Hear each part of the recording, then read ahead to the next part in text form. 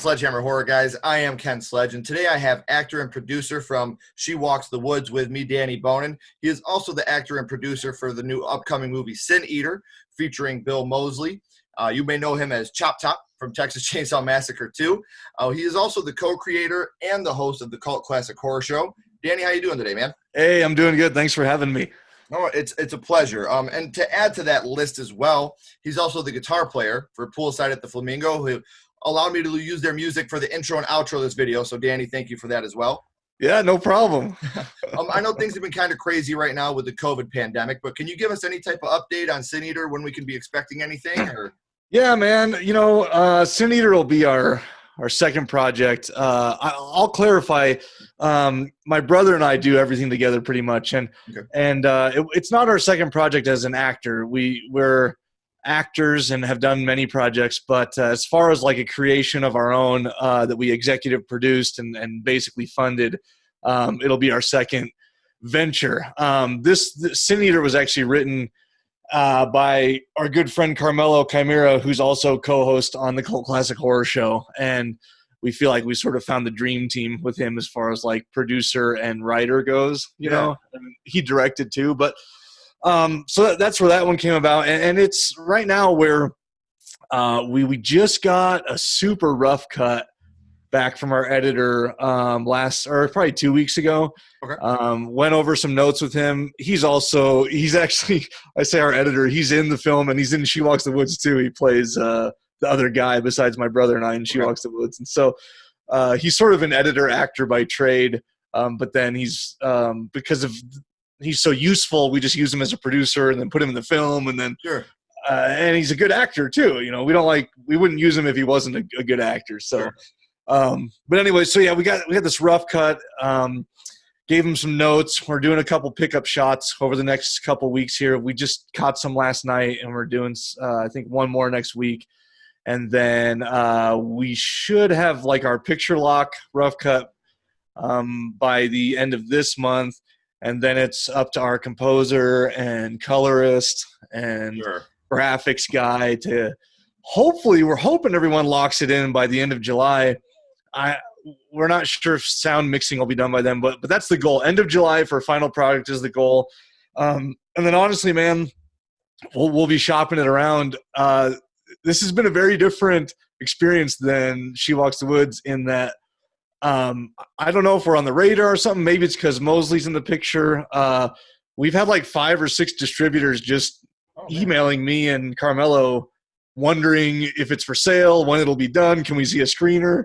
And they must have just got our info off of IMDb Pro, you know, and it's like, oh, hold on, like we're almost done. I'll send you a screener. And some of them reputable names, but we want to try and shoot for the stars, of course, at first and see what we can do with it. And if nothing else, you'll for sure be able to find it on your normal Amazon Prime and streaming platforms, you know. So well, congratulations on that, man. That's awesome. Yeah, thanks. While we're talking about Amazon Prime, again, I want to let everybody know that She Walks the Woods is available to stream on Amazon Prime. If you haven't seen it, definitely check it out. It's a movie that I do personally enjoy. That's why I was so excited when Danny agreed to be on the show. If you're not a fan of found footage, you should still check this out. This doesn't have a Hollywood feel to it. And I think it's because it is you and your brother and your friends.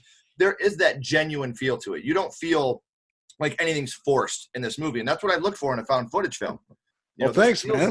Like in the death, I'm not going to spoil anything, but the death on the tree, by the tree, that was great, man. Well, I appreciate it, man. It was a sort of a learning experience, very, very low budget, of course. And we, there's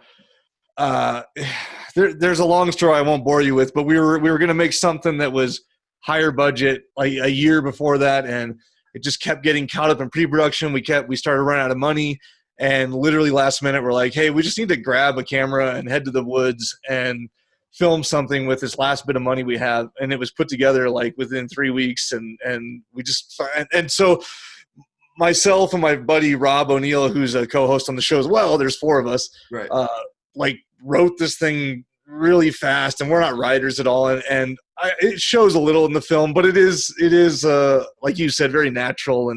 And like the camera just caught us doing some shit, you know? So but yeah, so it was an experience, and I cringe a little when I watch it, but I definitely we spent the money on the effects. I love the effects team, and I think it's a nice little installment for a found footage. And I think if you're a fan of found footage, it's definitely you're gonna like it. Oh, it's up there because not only, like you said, is if it's natural, like I said before, but I emailed you. I could share this. I'm not going to share what scene because I want to watch, but I emailed you to ask you if this story really happened to you or if this was something written for the film because that's how believable it was to me. And Well, there's there's a lot of laughs in this movie too.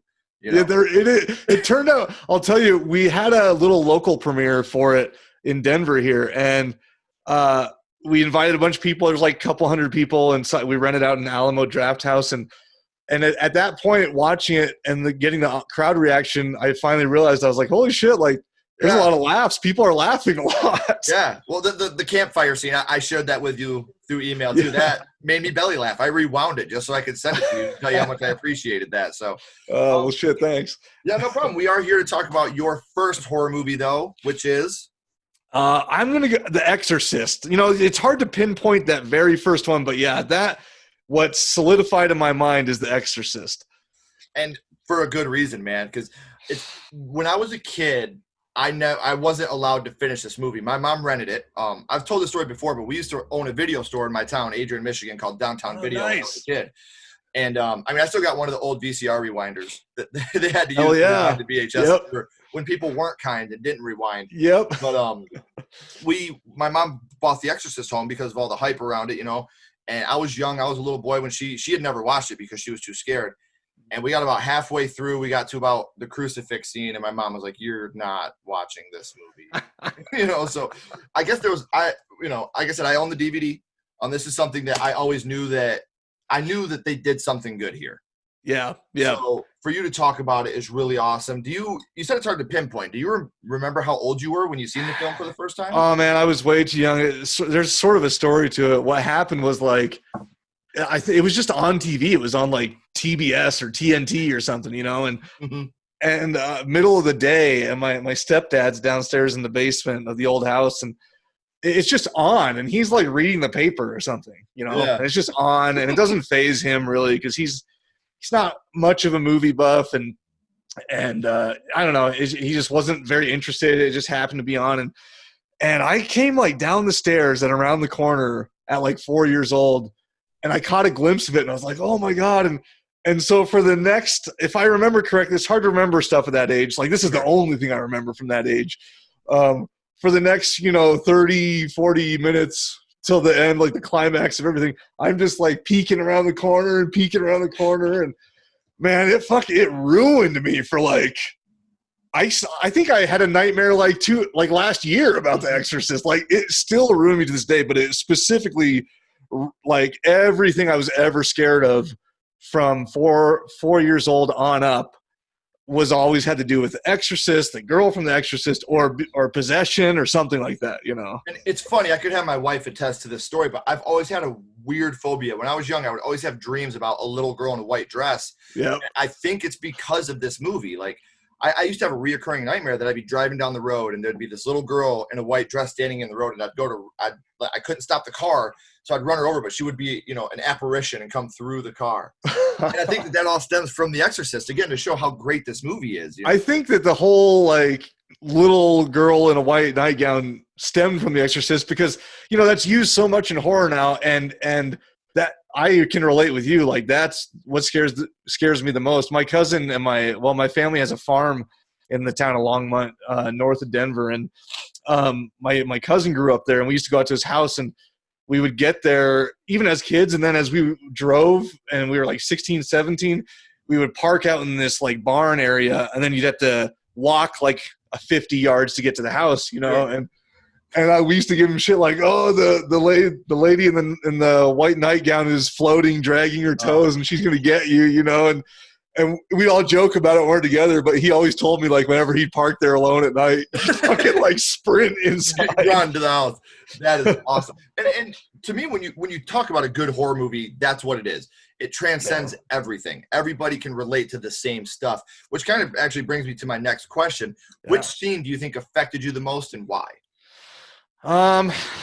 I'd probably have to say, like, of course, there's a lot of the climactic stuff going on where she's talking and screaming, but one of them that just got me, and it's very like, I don't like, no one would probably realize it, but when he sort of goes into the room and he's checking her out, and she has like "help me" carved on her stomach. Yeah. Um, First of all, like, I just couldn't fathom how he was brave enough to ever go in that room ever again, you know, like when I was a kid. Now I can see it, like if it was my job, I was a priest, or if I was a parent in that situation, like, you know, you just deal with it the best you can. But as a child, like, willfully going into that room with that thing, I'm like, oh my God. And so the fact that he would go in there in the middle of the night anyways, and then he's like, it's not even that it says "help me," it's that he's inspecting her closely and like being near her, you know, that it just always freaked me the fuck out. It's funny how different things can affect different people in different ways like that. Yeah. I don't know if you know, but a fun fact, when they were doing the filming and she was getting thrown around when they were doing that, she got hurt really bad. Linda Blair. I heard that actually. Yeah. We were watching the commentary on it, because I love watching commentary, and they were talking about how she was a trooper and she just you know, grit her teeth. We did the I have to ask you a side note on that commentary, because we, on our podcast, we'll just divulge a bunch of facts on old movies and stuff. And so I've seen it with the commentary as well. And I don't know if you noticed it or if we watched the same commentary. I'm assuming there's only one by Friedkin. And I thought it was one of the worst commentaries I've ever watched, because he literally just narrates the movie the entire time. Yes. It's like I want to hear fun facts. I want to hear behind the scenes stuff. I don't want you to tell me what's happening. I can see what's happening. He's literally sitting there like, oh, and now she's gonna walk in the door. Oh, and now Father Man's gonna come in. And now I'm like, well, I don't give a shit. I didn't ask this at the beginning, and I should have. For the people that want to listen to the Cult Classic Horror Show, how are they able to get access to that? We're pretty much on all podcast apps, even YouTube and SoundCloud. The Cult Classic Horror Show. You can check us out at cultclassichorror.com as well. Okay. So that's sort of our flagship project. Is we just and we don't like, you know, bringing any money or anything off of it. It's just sort of a fun thing that us friends do once a week, and we pick a movie and we just dissect it. And but we have transferred that into this filmmaking, like Cult Classic Horror. The name and the logo is on these 2 films now that we've done, and you know, we're trying to expand it into this like media, or mostly a filmmaking brand, you know. That's awesome, man. It was cool for me, because I see the Cult Classic logo when we email each other. So, and when I seen it, the first thing I thought of was the movie, you know, and I was like, oh, that's at the beginning. It's so cool to see that at the beginning of the movie, and I'll see it through his email, you know. So it's really cool. I'm really happy for you, man. You guys are doing a great job. I'm on the edge of my seat. I'm so ready for Sin Eater, man. Thanks, man. It's a different ride. If you guys even listening watch She Walks the Woods, you know, it's there's not much to it. You go to the woods, you encounter this thing, and shit goes down. With Sin Eater, like I said, we partnered with our co-host and good friend Carmelo Chimera, who like is a writer, and his script has been touted by tons of people, and it's a really psychological like thriller, and there is some visual stuff at the end too, but it keeps you guessing the whole time. And sure. So I'm excited to see what the reaction is to it, and especially at a premiere if it has people guessing. And I honestly didn't realize it was a good script until we were sort of hunting for a name to be in it, and we sent it to some agents, and the agents kept getting back to us, and we're like, oh my God, like this is really good. Usually I read 5 pages and toss these in the trash, you know, like this is really good. And you know, certain people couldn't do it for certain reasons, and we ended up with Mosley, who we're very happy with. But yeah, it was a great experience. So how was it working with Mosley? Was that pretty? I mean, he was pretty epic. He was a really cool guy, actually. Yeah, very just a normal guy. He came in, and you know, we're fairly low budget, like not as low as She Walks the Woods, but so me and my brother picked him up from the airport, and we put him up at a hotel in Boulder, and you know, just really cool guy. Took him out to dinner after his shoot day, and yeah, it's sort of funny because you're eating dinner with him, and if you didn't know him from anyone else, you just look over and there's this sort of like older looking guy and in like nice clothes, and that you know might be your younger grandpa or something, but I just watched him in 3 from Hell, and he's in whitey tighties running around a whorehouse with the gun. You know what I mean? So that's so incredible, and I'm happy for you, man. That's got to be a dream come true to be, especially like me and you. I could see right there on your wall, Texas Chainsaw. yeah, Like, and to be working with that guy, like, and now for me to be able to work with you, I'm just doing this show, even, this is awesome for me. And like, I'm telling you, man, because I'm a big fan of found footage films. I'm a big fan, and yours very much impressed me because, like I said, it felt very genuine the whole time you're watching. Like I said, maybe it's because you're working with your brother and one of your best friends, but there's not that feeling of, like, I don't want to name drop here, but there's a certain found footage film that made it pretty big about a monster coming out of the water in New York City. A lot of that didn't feel real to me. And I love that movie, but it felt Hollywood to me. Yeah. No, I appreciate it, man. And I agree with you completely, actually. There's a lot of hate on found footage, and it's actually my favorite, like, subgenre of horror. So I'll spring for it over almost anything else, no matter what. Like, if you're like, hey, what should we watch tonight? This film or this found footage film? I'm always going to be like, oh, let's watch this found footage film. When it's done right, the way that this one was, it's a lot of fun. Like I said, with yours, I laughed a lot. There's a lot of parts in this movie I laughed at, which is great. I love that in a horror. We were talking about Evil Dead earlier. If a horror movie does comedy right, it can be great.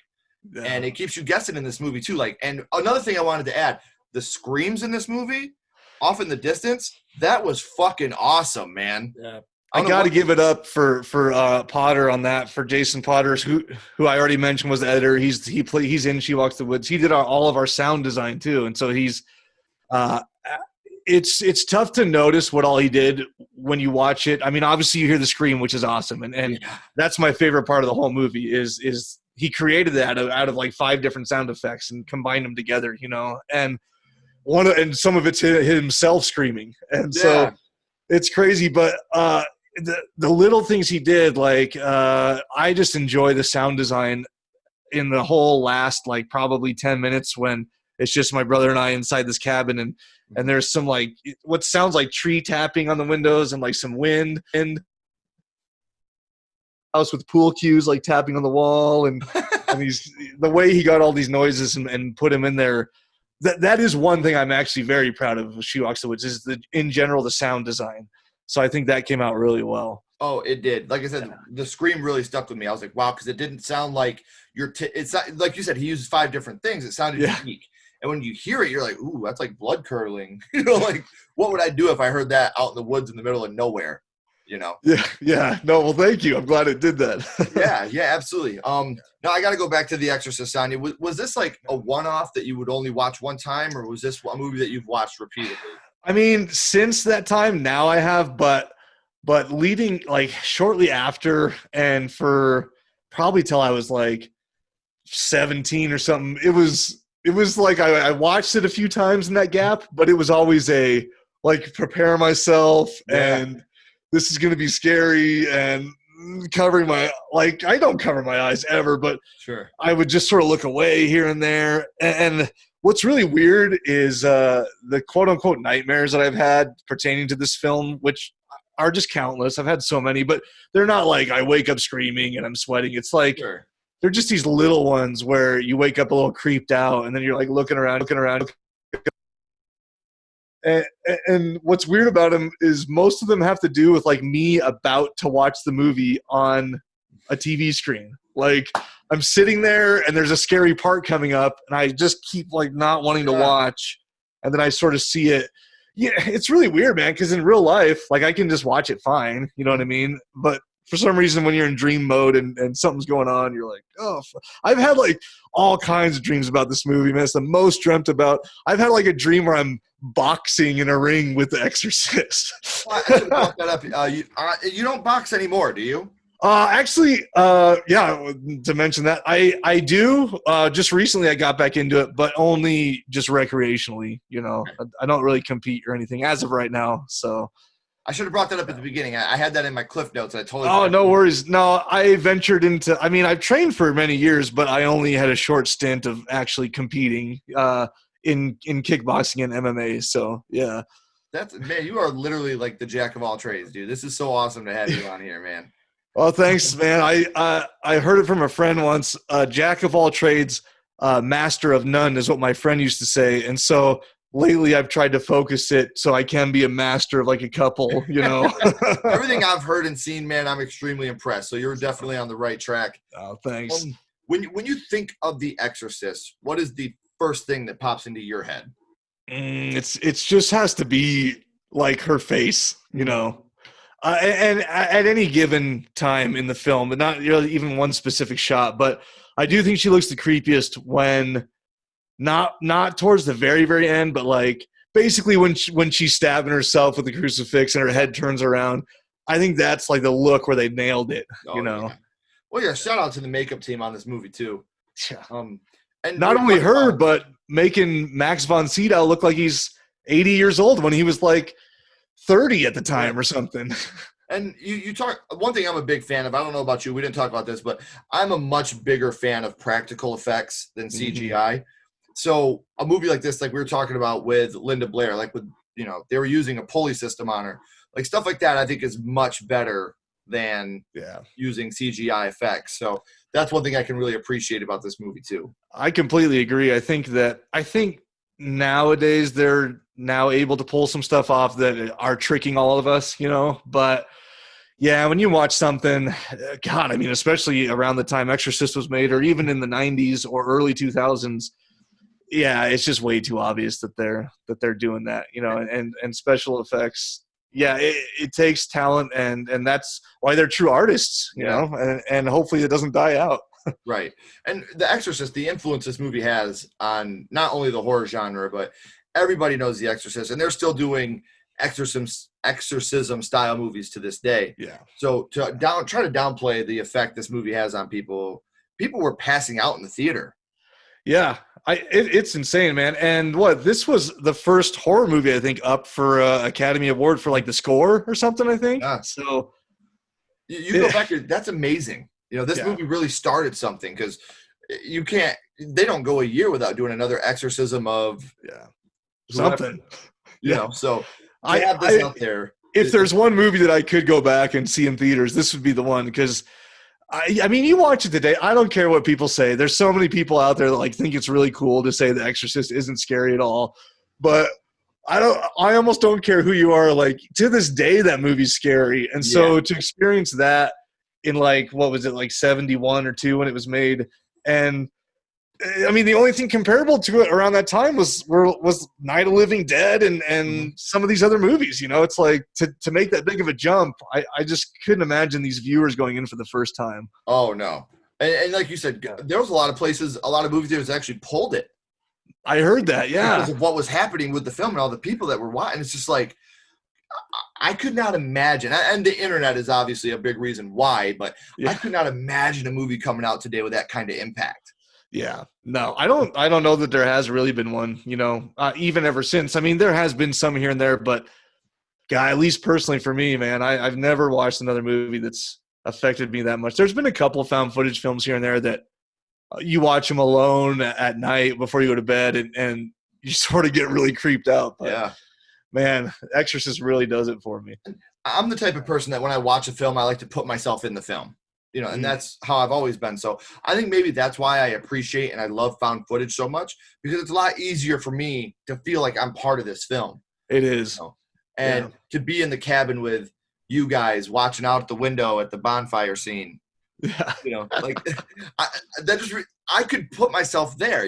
I feel like I was hanging out with my buddies watching your movie. Yeah. And again, I want to say this again, you guys, watch She Walks the Woods. It's on Amazon Prime. You won't regret it. It's a fantastic movie. One of the better found footage films I've seen in a long time. So thanks. Make sure you check it out, man. Like Danny was saying, the sound effects team was great. Acting was phenomenal. You don't feel like you're watching a movie. You feel like you're watching a found footage film, and it's amazing. So thanks, man. Thank you. I hope that I can have some updates from you so I can update all the viewers here, everything that's going on with Sin Eater. Too. Yeah, we'll definitely be looking to put it out as soon as possible. But who knows? Someone could want it, and then it's like next year, But at least we'll be able to tell everyone that, Yeah. One last question about The Exorcist. What if you have to pick your favorite scene from the whole movie? Not the one that impacted you the most, but your favorite scene. What would your favorite one be? Oh man, let's see. I'm trying. It's such You a know, I dark probably. movie. It's hard to pick a favorite scene. I get Yeah, that. yeah, no. There might be a couple different for different reasons, but honestly, I think the acting is strong in it, and that's one of the things that brings it to the top. And so I think they did such a brilliant job on not Father Marin, but uh the I can't think of the anyways the younger priest. I'm Yeah. like totally brain farting right now. Played by whatever Jason. I anyways the younger priest. Um, when he first interviews Reagan in in the bed to see if she's like possessed or not, and she like opens the drawer and then all that stuff, and he's still not like sold on her being possessed. That's probably my favorite exchange in the whole movie, and it's just the acting job is so good on both parts. And I know it's not really her voice that they used in most of it, Mhm. but he did such a great job, and I'm like kicking myself, like I'm gonna have to pull up and Father see Father Karras? Father Karras. Yeah, and usually I know his name too, but that's not as important. Right. But And yeah, I'm no, drawing a that blank that too. It makes me exchange feel any better. that exchange is probably my favorite part of the whole film as far as the acting and everything goes. Jason Miller, that's his name. I knew it was Jason. So, but yeah, that's probably my favorite scene. So So, I do a ranking at the end. Going back and rewatching it out of skulls, would you give this between 1 and 5 skulls, one being the worst, five being the best? What would you rate this movie? oh god, I mean, I have to give it a 5. Okay. Yeah, I definitely just because of the impact it had on me, and now as I watch it uh, as an adult, just the sheer talent of filmmaking that brought it together. And that's awesome, man. And what you said about that when it comes to that, it's a movie that you can watch as a kid to scare the hell out of you, but as an adult to appreciate what they did. Yep. And I don't think Linda Blair as Reagan gets as much credit for the child actor that she should have. She was Yeah, phenomenal. no, and maybe it's her fault for doing some of the stuff she did after that, but you can tell she's proud of it because I think she still can be found at conventions regularly, Oh and, yeah. and yeah, and I think she's one of the higher end to get at a convention too. So yeah, no, she definitely went through some shit for that movie. Oh man. And like I said, watch it now and thinking of a little girl. I mean, I know that they, use body doubles and stuff, but Yeah. man, that's still. And for people that don't know, also I believe it's on Amazon Prime. They have a show called Cursed Films, Mm. and they do talk about The Exorcist on there. If you want to hear about some of the stuff that happened behind the scenes on The Exorcist, check that out as well. I don't know if you've seen that or not, Danny. I haven't watched that show, but I've heard of it. But I have heard about all the.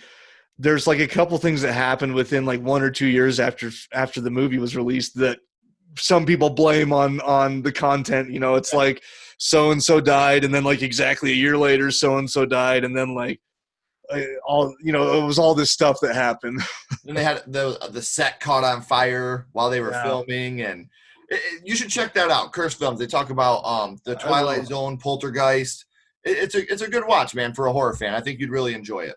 Yeah, I'll have to check it out. Amityville is one of the famous ones too, and The Omen, cursed films. So Yep.